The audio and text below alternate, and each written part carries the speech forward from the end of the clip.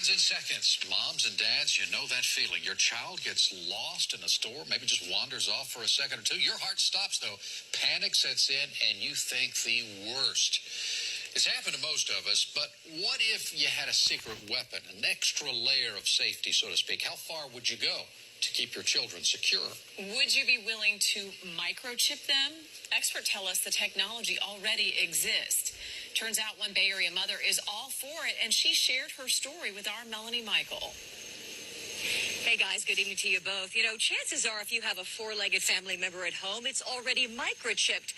And if the technology exists to save Fido in an emergency, what about microchipping your child? Before you say, no way, I would never do that, hear one mom's story. It's the longest 2 seconds of your life, and it's absolute panic. I want my son back. We've seen it in movies. He's at my toilet. Over and over again, children gone missing. It's terrifying. For Stephanie Rodriguez-Neely, life is busier than ever, with 4 children, including a newborn. She knows scary situations can happen in an instant, and for her, it has. If it'll save my kid, there's no step that's too extreme.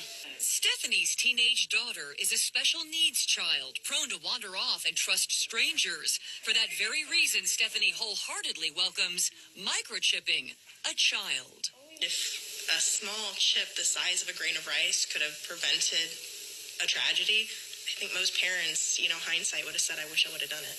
But Stephanie is in the minority in her Tampa Bay moms group, where other mothers call this too sci-fi and invasive. You're putting a battery in your kid, you're putting a chip in your kid, and where does it stop? Turns out the technology to microchip your kids has existed since the early 90s, but hasn't really caught on. Is it a little too science fiction for you? Very much so. A well-known technology expert out of Boston tells us microchipping poses little to no health risks and would act as a barcode of sorts. Without question. It could save a life, reunite a family, find a missing Alzheimer's patient. I always tell people, as long as you're doing what you feel is best for your child, you're not really wrong. And guys, this is what we're talking about, the microchip. I don't know if you can see it in my hand. It's the size of a grain of rice, very, very small.